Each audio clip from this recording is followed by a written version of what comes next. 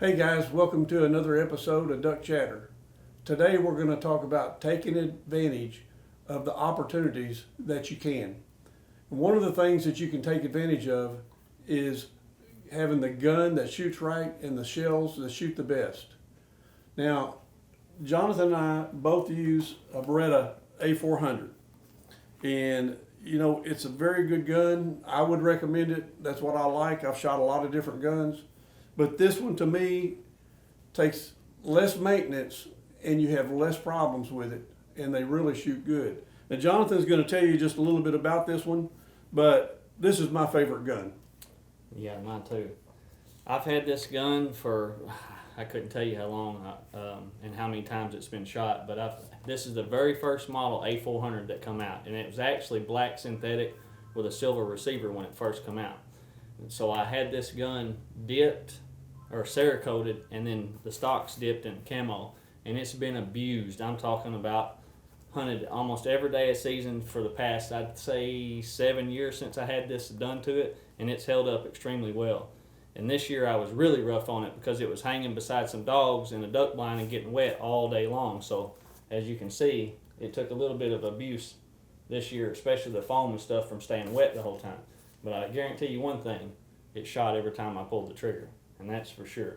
Now I've had also the fortune cone length in the nest, slapper button by Rob Roberts, receiver tab pull, triple threat choke system. I got the T1, T3, and T2, T3, and I'm shooting a T3 this year because we was hunting some open water stuff.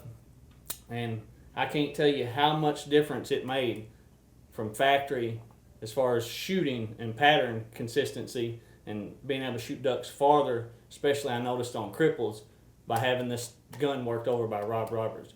They do excellent work, and I guarantee you, you won't be unsatisfied with their job that they do over at Rob Roberts.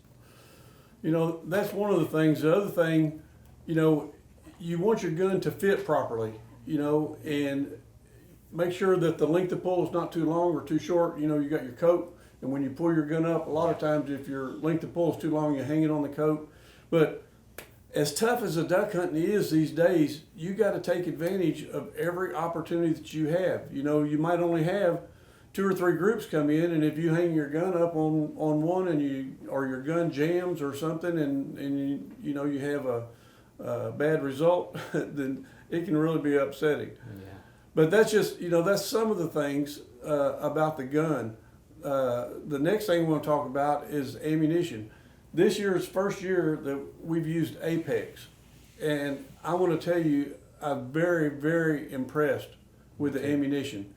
You got to make sure that you get the right pellet size for the place that you're hunting. Yeah. If you're hunting open water, fields, rivers, you might want to get 2s and maybe 3s.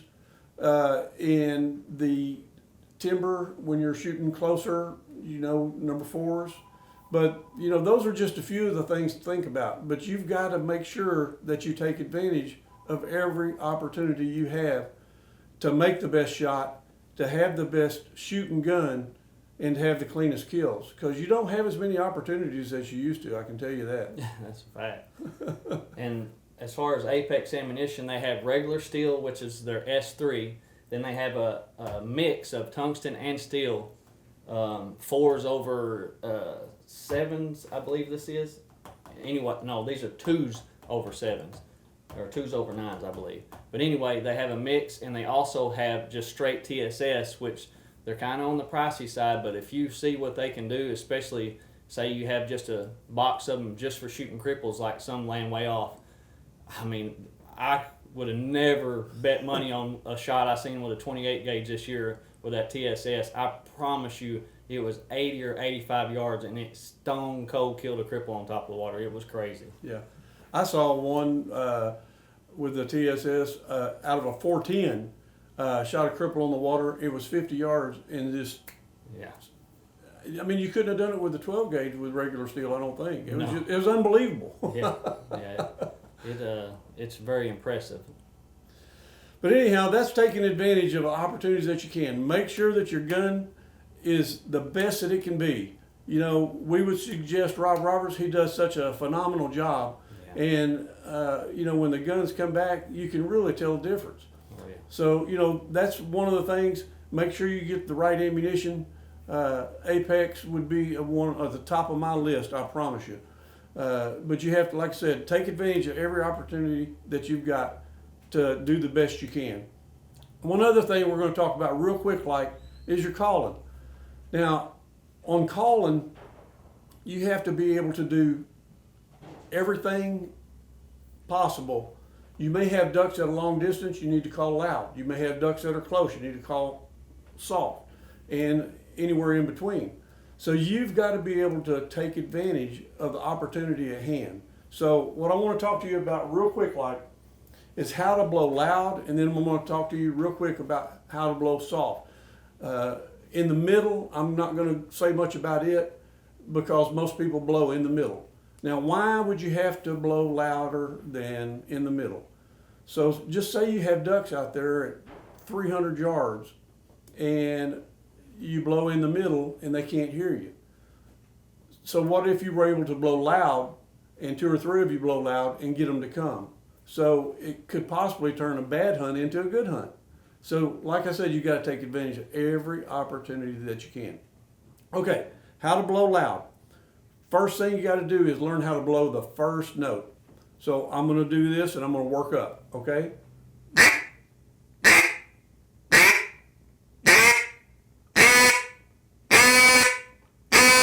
All right, that's about as loud as I can call. Now that first note is a takeoff note. So what I'm going to do is I'm going to sit here and practice on that. And if you want to learn how to blow loud, you have to blow on that first note and get it up there to the volume that you want it. And you might want to work on it for 15 or 20 minutes. One note. The way you want to do it is a good grunt, hot air, and shut it off with a T. Now I'm going to do it backwards here real quick. So you should be able to hear the grunt and hear the air whizzing through, and you should be able to hear it shut off with a T. All right? I'm going to do it again.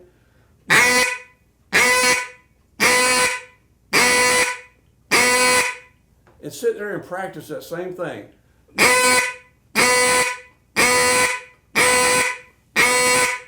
So, like on that one, for example, the first one was not as good as the second, third, and fourth one. So it takes practice. I'm a little bit out of practice. It's been a couple of weeks since duck season, but no matter. You have to take advantage of the opportunities at hand.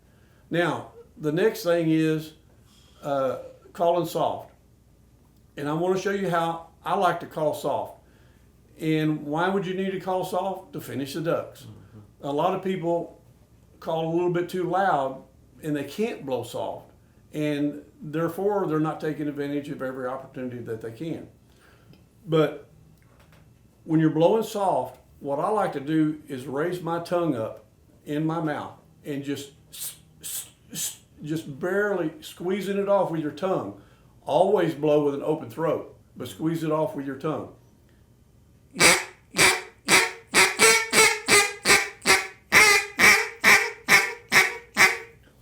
So practice that and do the same thing. Practice on first notes.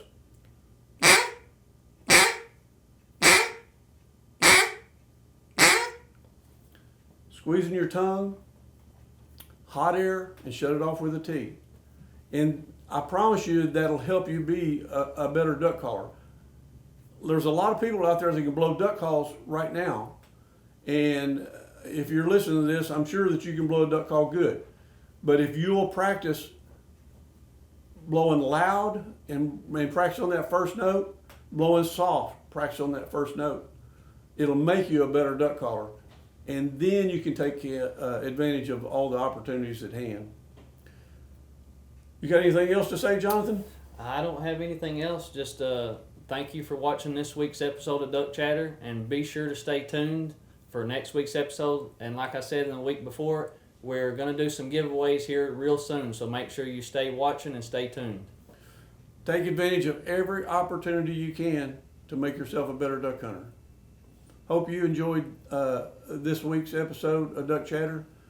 We're going to have another one next week, but After that, we're probably going to space them out just a little bit further apart. We talked about that because there's only so many things that you can talk about. But we appreciate you watching. We'll see you next time.